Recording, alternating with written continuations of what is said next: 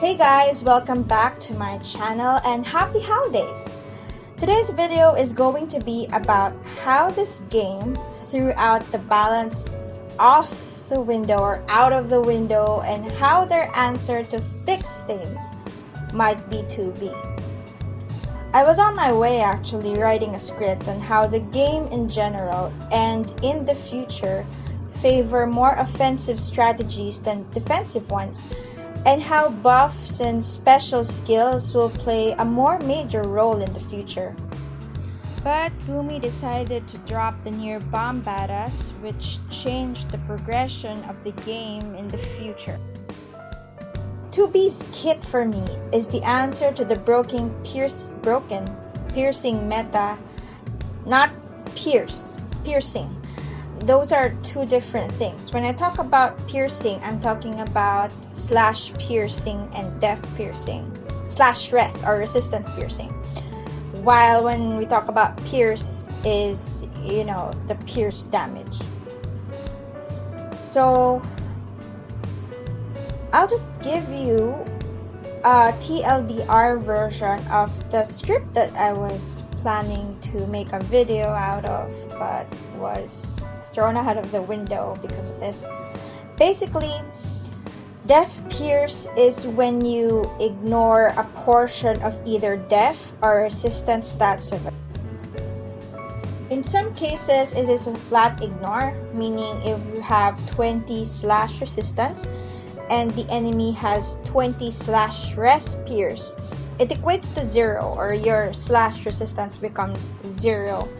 This case mostly applies to vision cards, and in other cases we have percentage ignores, where if you have 20 slash resist and the enemy has a buff which ignores like 50% of that, you are left with 10 slash resistance.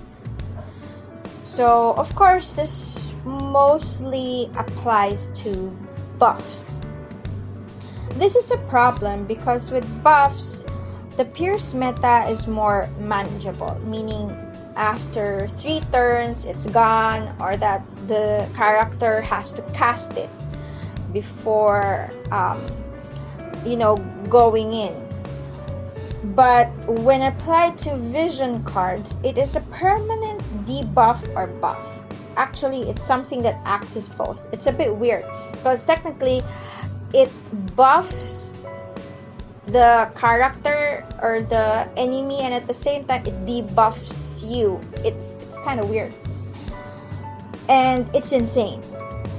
Plus, in the future they will release more units with piercing build.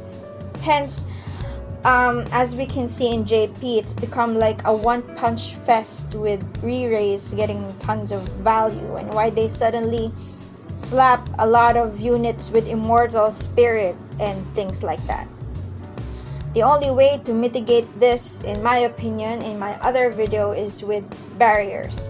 Of course, this is just my opinion, seeing what's happening in JP, where like everybody gets almost one punched, and then, or at least like to a low HP value, and then someone just gives out a like ginormous heal. After making myself crazy a couple of times thinking about what to do, I almost gave up finding a solution until Ffbe came along. And I'm not speaking out of nostalgia. Yes, I am a great Nier fan, even before like Nier Gestalt, Nier Replicant. So yeah, besides, I'm just also a big Ffbe fan. Thank you. And yeah, so Ffbe came along, which solves things because she can be an evade tank or a very evasive bruiser. I say evade tank or bruiser is because she lacks the hate generation skill that you would need for an effective tank, but at the same time, I think she is a chunky enough unit to become a tank if only she has enough hate. But at the same time, she seems like more of an effective bruiser with evade, and bit of, a chunky lady. And why, you may ask, I think like this? Well, she has this crazy skill called auto-absorption, where she gets an innate barrier.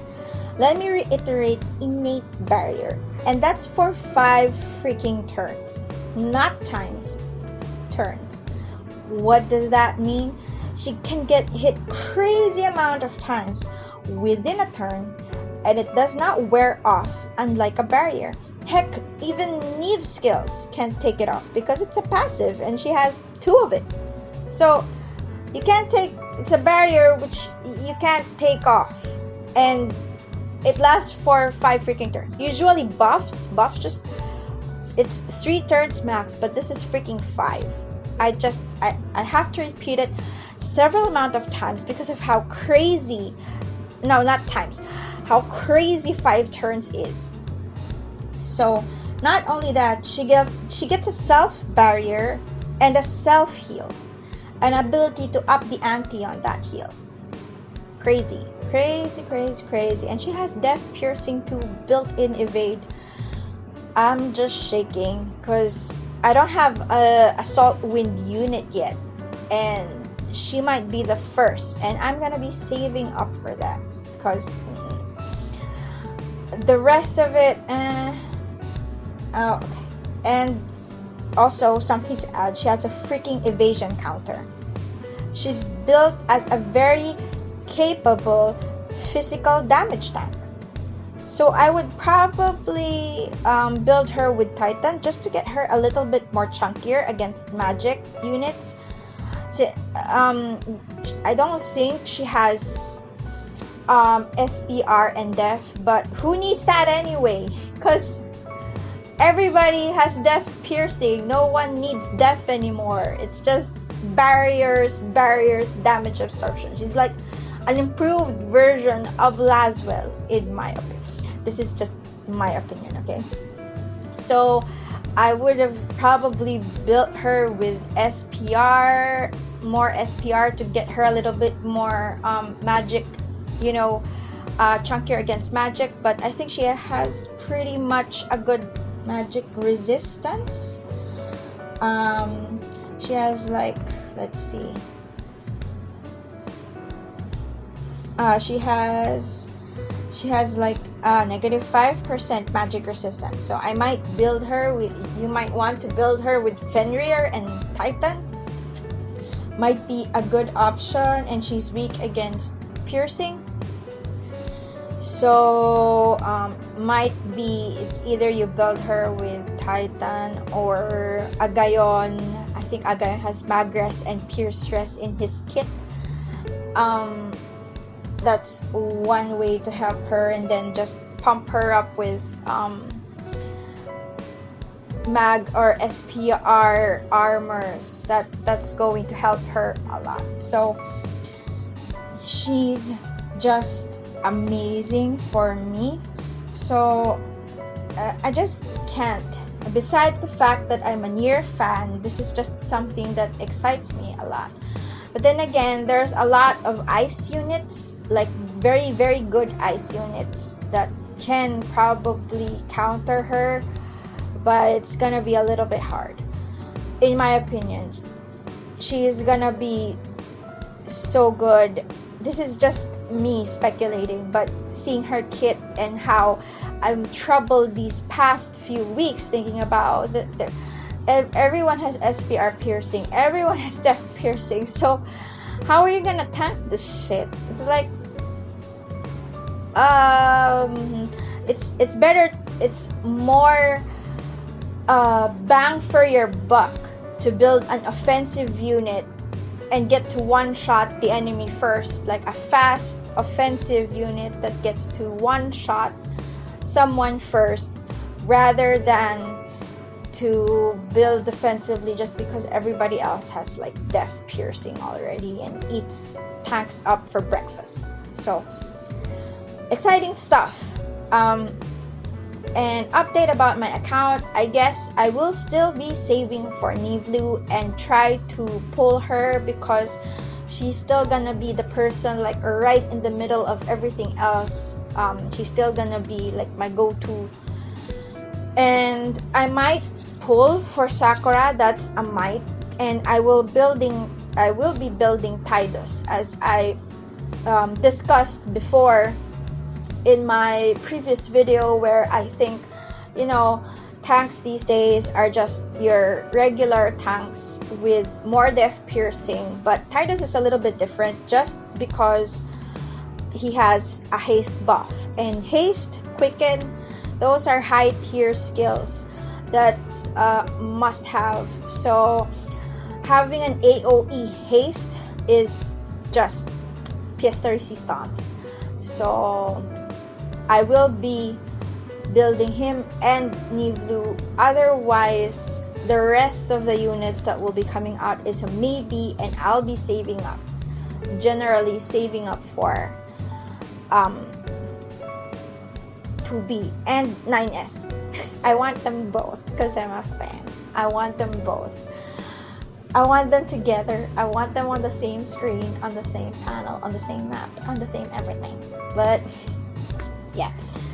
Yuna might take her. She seems good. Yeah, I might. So Yuna and 2B sounds freaking scary. So it's either I skip Sakura and get Yuna and then 2B. That combo sounds really scary. Like Tidus, Yuna, 2B. Ooh. But that's like too many collab units in one screen. But it's so good. Anyway, that's enough of me rambling on. MR units, in terms of non-limited ones, I just really see Nivlu as the only value to be had right now. With so much like limited and collab units coming out, there's really not much to talk about. Is there? I just hope Gumi just gives us a break or something. But anyway, that's all for today, and thank you for watching and hearing me talk about things, or just listening to me talk about shit. So anyway, ciao, happy holidays, and don't forget to like, subscribe, and comment, and tell me what you think about 2B. Are you a fan? Are you gonna save up for her, or just nope, not interested? Yada yada. Bye.